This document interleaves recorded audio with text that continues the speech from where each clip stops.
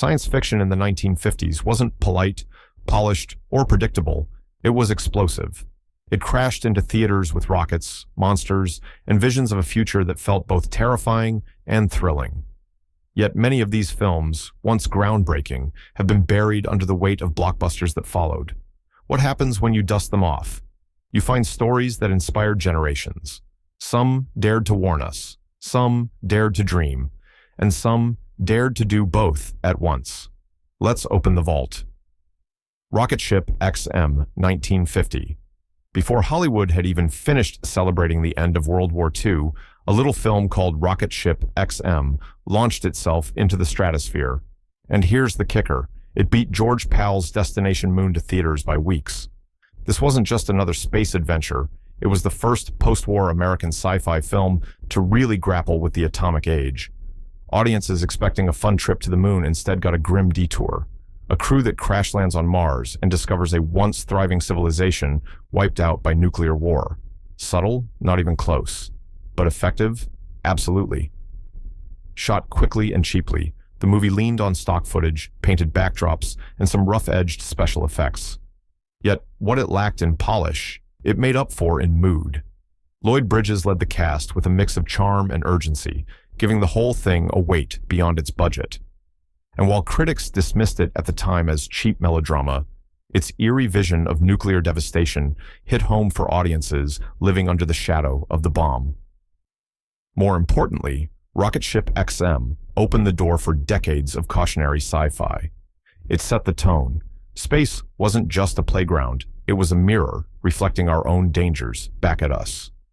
That influence lingers in films like Planet of the Apes, and even modern space dramas that dare to ask not just what's out there, but what we might bring with us. Destination Moon, 1950. If Rocket Ship XM was the scrappy underdog, Destination Moon was the heavyweight champion. Backed by George Pal's ambition and a budget that dwarfed its competitors, this film gave American audiences their first serious trip to the moon. And when I say serious, I mean it. Pal hired scientific advisors, used authentic-looking rocket designs, and treated the whole thing as a near documentary about humanity's first lunar voyage. Released at the height of post-war optimism, Destination Moon became a cultural event. It even won an Academy Award for special effects, thanks to its striking depictions of space travel that looked nothing like the cardboard sets of earlier B-movies. From the massive rocket launch sequence to astronauts floating weightlessly, audiences were stunned. This wasn't cheesy pulp.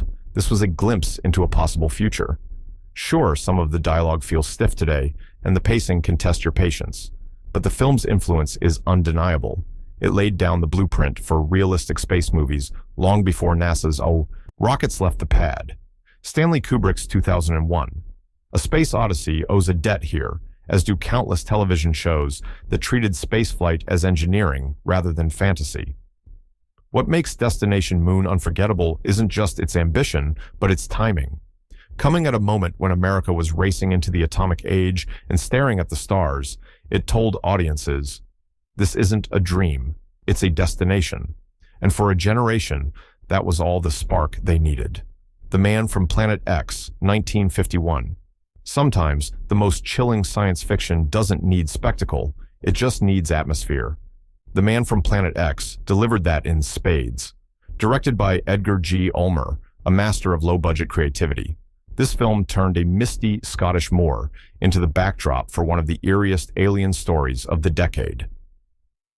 The plot sounds simple.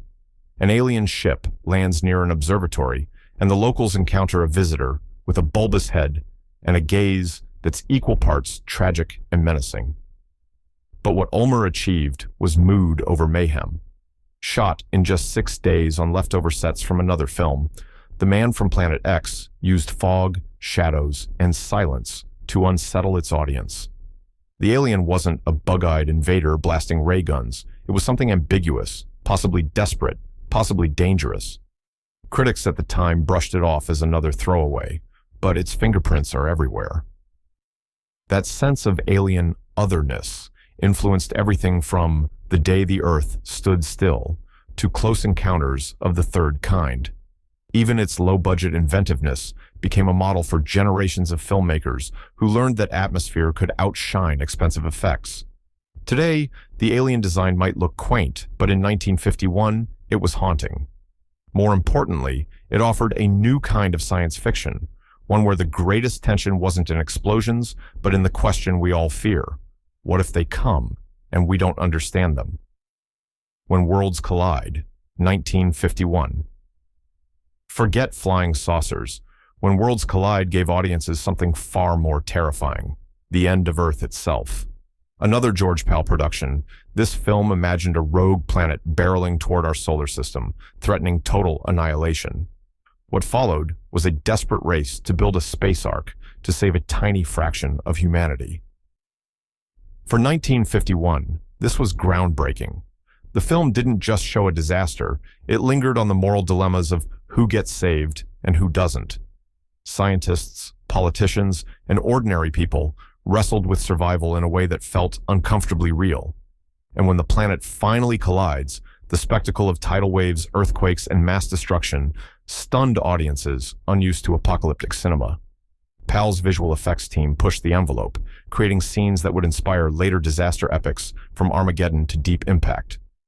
But beneath the spectacle, there was a bleak truth. Not everyone makes it. That hard edge separated When Worlds Collide from the usual happy endings of its era. The film also captured the anxieties of a world living with nuclear dread. The idea that everything could end in an instant resonated with audiences who were told daily to duck and cover.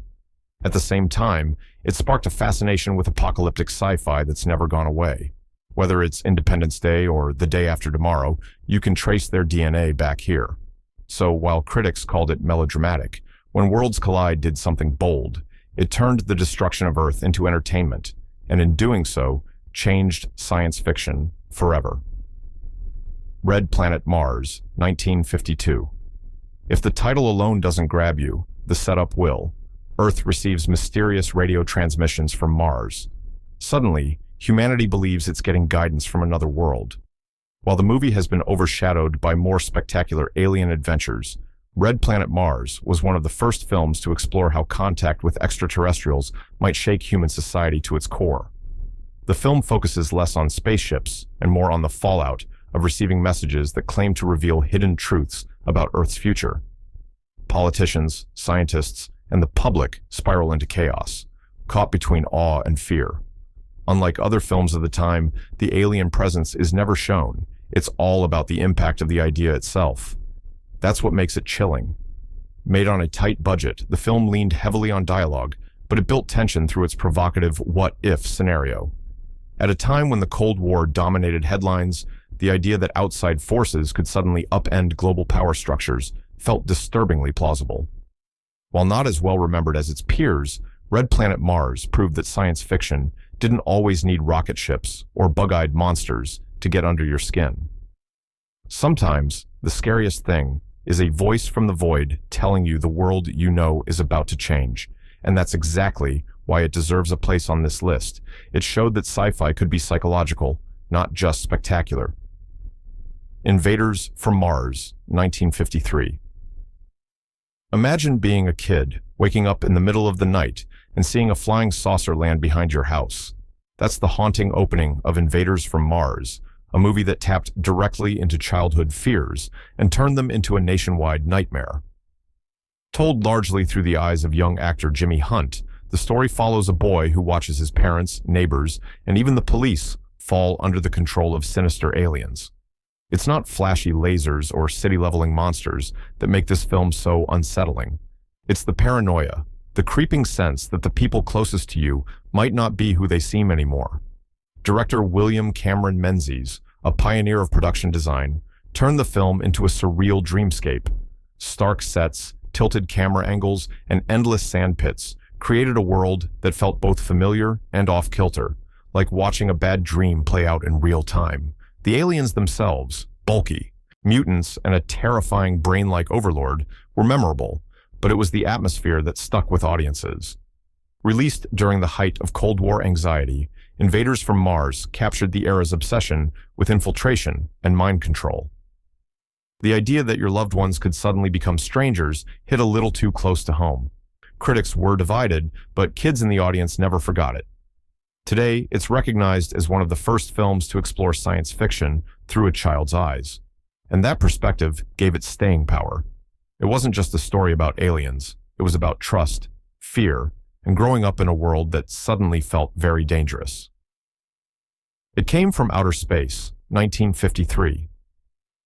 While most 1950s alien films went straight for the invasion angle, It Came from Outer Space asked a radical question. What if the aliens aren't here to conquer us? Based on a story by Ray Bradbury, this movie flipped the script by presenting extraterrestrials as explorers just trying to repair their ship, while humans, predictably, panic. Set in the Arizona desert, the story begins with a meteor crash that reveals a spacecraft. Soon after, locals start behaving strangely, their personalities altered by alien encounters. On the surface, it feels like another body snatcher story. But here's the twist. The aliens aren't malevolent. They're just desperate to fix their craft and leave Earth behind. The film stood out for its use of 3D. Audiences in 1953 got to watch alien perspectives and desert landscapes in startling depth. But what really made it memorable was its message. Instead of feeding Cold War paranoia, it dared to suggest empathy. The aliens didn't want domination. They wanted survival. Richard Carlson and Barbara Rush anchored the human side with performances that sold the drama, but the true star was Bradbury's influence. His sense of wonder and caution elevated the script above typical B-movie fare. In a decade packed with hostile invaders, It Came from Outer Space offered a rare alternative. Maybe the universe isn't out to get us. Maybe the problem is us. And that subversive angle inspired later classics like Close Encounters of the Third Kind and Arrival. The Magnetic Monster, 1953. Science fiction in the 1950s wasn't just about aliens, it was about science itself. Few films captured that better than The Magnetic Monster, a semi-documentary style thriller that turned physics into suspense. The story follows government agents investigating a bizarre new element that feeds on energy and grows uncontrollably. Imagine a magnetic force so powerful it could throw planes off course and drain entire power grids. That was the hook, and it was terrifying. Instead of aliens with ray guns, the villain here was a runaway scientific discovery, one mankind couldn't easily control. Directed by Kurt Siodmak, the film leaned heavily into a procedural style, following the scientists step by step as they tried to understand and contain the threat. For audiences used to pulpy action, this was something different. The drama came not from monster suits, but from slide rules, laboratories, and the dawning realization that humanity might have opened a door it couldn't close. The climax involved an underground facility and a desperate gamble to overload the element before it destroyed the Earth. Special effects were minimal, but the tension was real. And for a public still processing the dawn of the atomic age, the message was unmistakable. Science could save us, or destroy us. Though overshadowed by flashier titles, The Magnetic Monster paved the way for more cerebral science fiction. Its DNA can be seen in films like The Andromeda Strain, and even modern techno-thrillers, where the enemy isn't alien, it's our own experiments gone too far. Riders to the Stars, 1954. Some sci-fi films promised spectacle. Riders to the Stars promised science. This overlooked gem focused on the challenges of space exploration with a surprising level of detail for its time. Instead of giant monsters or alien invasions, it followed a group of scientists selected for a mission: capture meteor fragments before they burn up in Earth's atmosphere. The hook. These fragments might reveal secrets crucial to building spacecraft strong enough to survive the rigors of space travel. It was less about fantasy and more about practical problem-solving, a rarity in 1950s cinema. Produced by Ivan Tors, who had a knack for blending science and entertainment, the film highlighted the physical and psychological tests astronauts might face. Long before NASA's Mercury program, Riders to the Stars was already imagining centrifuge training, isolation chambers, and the dangers of spaceflight.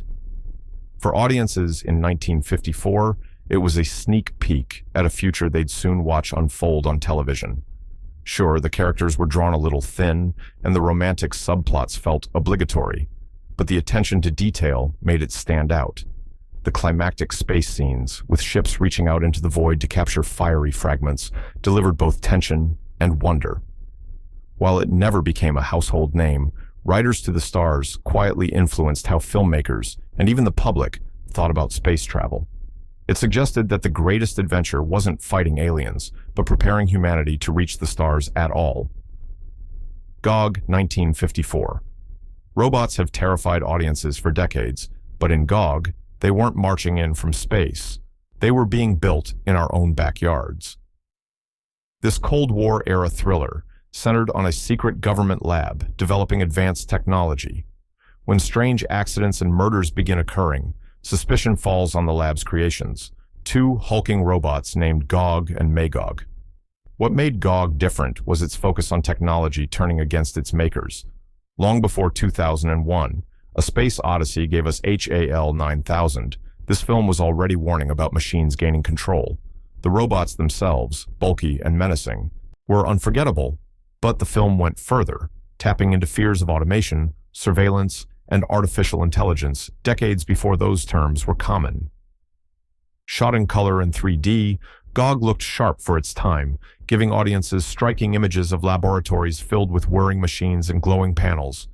The sterile, clinical setting made the violence even more unsettling. This wasn't an alien invasion. It was humanity inventing its own enemy. While the movie didn't make waves at the box office, it left an impression on those who saw it. Its influence can be traced forward to everything from The Terminator to Westworld, stories where the line between tool and threat becomes dangerously thin. In the end, GOG wasn't just another 1950s B-movie, it was an early warning. It showed audiences that sometimes the real monster isn't out there in the stars, it's in the machines we build with our own hands. This Island Earth, 1955. If you've ever seen The Metaluna Mutant, you know exactly where this is going. This Island Earth wasn't just another sci-fi flick. It was Universal's ambitious attempt to create a sweeping space opera in the middle of the 1950s.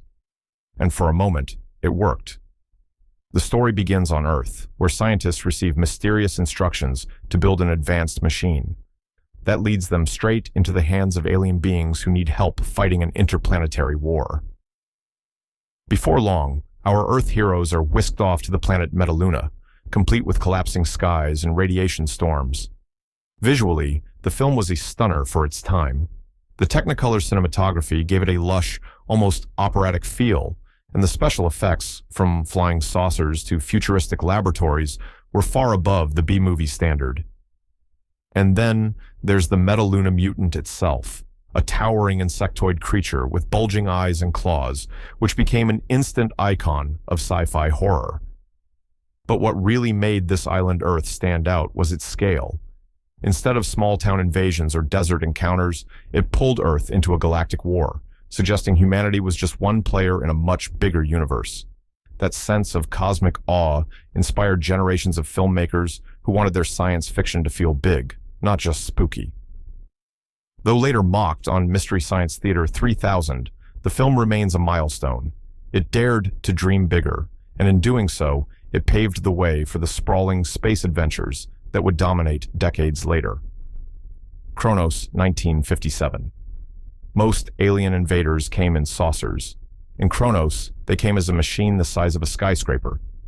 This striking 1957 film ditched the usual humanoid monsters and gave audiences a relentless, lumbering alien robot designed to drain Earth's energy.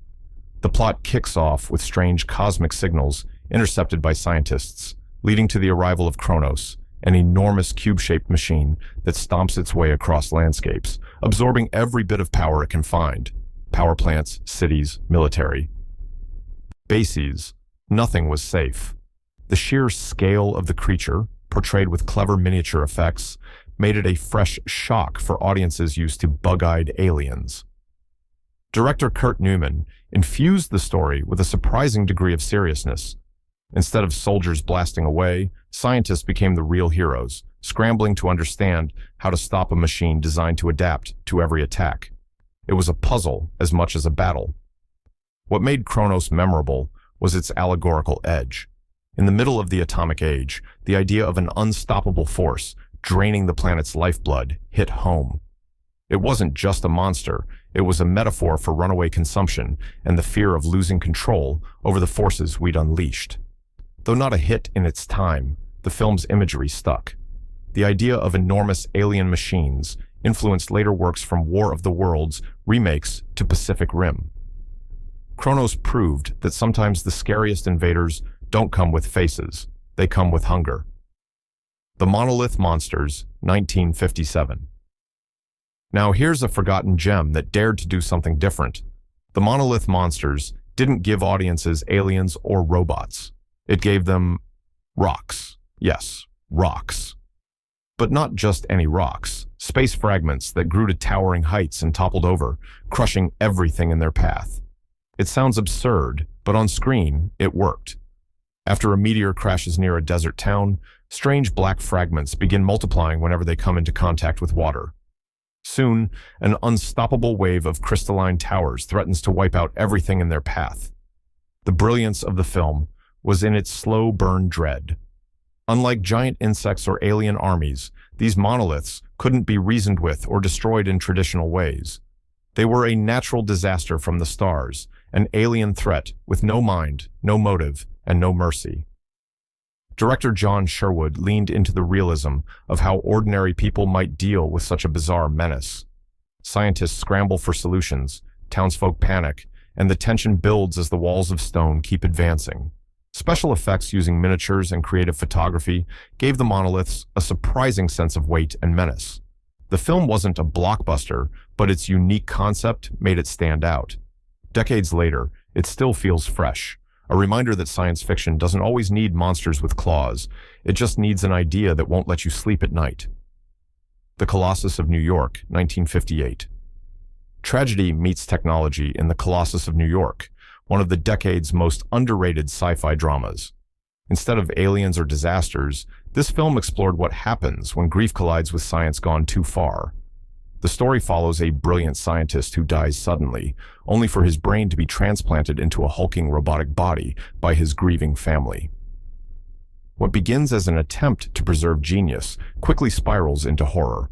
The Colossus becomes increasingly detached from humanity, haunted by the loss of its own identity, and driven to violence. Unlike many sci-fi thrillers of the time, The Colossus of New York had a gothic tone, almost like a futuristic Frankenstein tale. Shot in stark black and white, the film's atmosphere dripped with unease. The design of the Colossus itself, towering, with glowing eyes and a hollow voice, made it one of the most haunting figures of 1950s science fiction. What made the story resonate was its emotional undercurrent. This wasn't about invaders or gadgets, it was about the dangers of trying to conquer mortality with machines. It struck a chord with audiences who recognized the very human fears beneath the spectacle. Though overshadowed by more colorful alien spectacles, the film quietly influenced later explorations of cyborgs and artificial humanity. From RoboCop to Ex Machina, echoes of the Colossus still walk among us. The Angry Red Planet, 1959. Mars has always fascinated filmmakers, but The Angry Red Planet gave it a uniquely strange spin. Released at the tail end of the decade, this film stood out thanks to its bizarre visual style, cinemagic, a process that tinted the Martian sequences in an eerie red glow. The result, a psychedelic nightmare that looked unlike anything else of its time. The plot followed a crew of astronauts who land on Mars, only to encounter surreal and terrifying creatures. Giant amoeba-like organisms, carnivorous plants, and the infamous rat-bat spider, an unforgettable monster with the body of a giant spider, the wings of a bat, and the face of a rat. It was wild, it was weird, and audiences had never seen anything like it. Sure, the acting leaned campy and the dialogue sometimes fell flat, but visually, it carved itself into sci-fi history. The cinemagic effect, while a budget-friendly trick, made Mars feel alien in a way no other 1950s film had managed. It wasn't just another desert with a red filter, it was a nightmare world that seemed to crawl under your skin. Though critics were harsh, the film earned cult status and inspired a wave of filmmakers to experiment with bold stylistic choices in sci-fi. Even today, its creatures pop up in retrospectives as some of the strangest ever put to screen. For all its flaws, The Angry Red Planet reminded audiences of something vital. Science fiction doesn't need perfection to inspire, it just needs imagination. The 1950s gave us more than flying saucers and cheesy monsters. These forgotten films cracked open doors to imagination that modern sci-fi still walks through today. Some warned us, some thrilled us, and some downright baffled us, but all of them left fingerprints on the genre's DNA. Which of these overlooked gems do you think deserves a second life? Drop your thoughts in the comments, hit subscribe for more cinematic deep dives, and remember, sometimes the past's forgotten visions tell us more about the future than we'd like to admit.